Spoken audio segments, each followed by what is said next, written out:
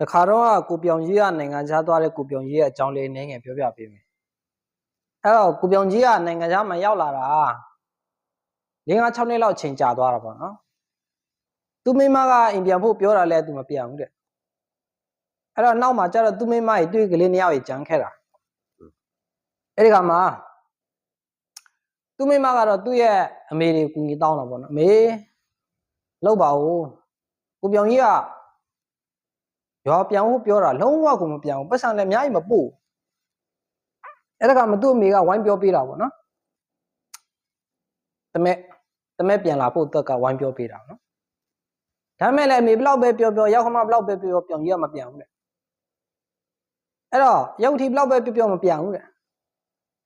သူ့အမေကလည်းပြောတာပဲပြန်လာဖို့ပြောတာပြန်ဘူးတဲ့ဒါမဲ့သူ့ဖေကသူ့စကားတခွန်းဖုံးဆက်ပြီးတော့ပြောလိုက်တယ်ပြောင်ကြီးတဲ့မဲမပြန်ဘူးဆိုလဲဒီလိုပဲလောက်ရမှာပေါ့တဲ့အင်တာဘေးနာကမိမရဲ့မြေကွက်ကိုရောင်းမရမှာပေါ့တဲ့အဲ့ခါနဲ့ကြော်ကြီးကတန်းပြန်သွားတာအဲ့ဒီထဲမှာကြည်နေတဲ့သူတွေက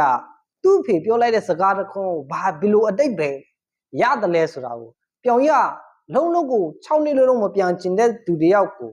သူ့ဖေစကားတခွန်းကြောင့်နဲ့ပြန်သွားတယ်ဆိုတာဒီထဲမှာကြည်နေတဲ့သူတွေအလုံးပေါ့ဘယ်လိုမျိုးနားလဲကြတယ်လဲဆိုတော့ကျွန်တော်ကိုယ်တိုင်နဲ့နားမလဲဘူးအဲကြောင့်သူ့ရဲ့မိမအင်တာဘေးနာကမြေကွက်ကိုရောင်းမရမှာဘောဆိုတာနဲ့ကိုတန်းပြန်ပြီဆိုတာဒီထဲမှာရှိနေတဲ့သူတွေကိုပေါ့နော်နားလဲတဲ့အတိုင်းကိုကျွန်တော်ရဲ့ comment အောက်မှာတစ်ချက်လောက်စာလေးရေးလာပြကြအောင်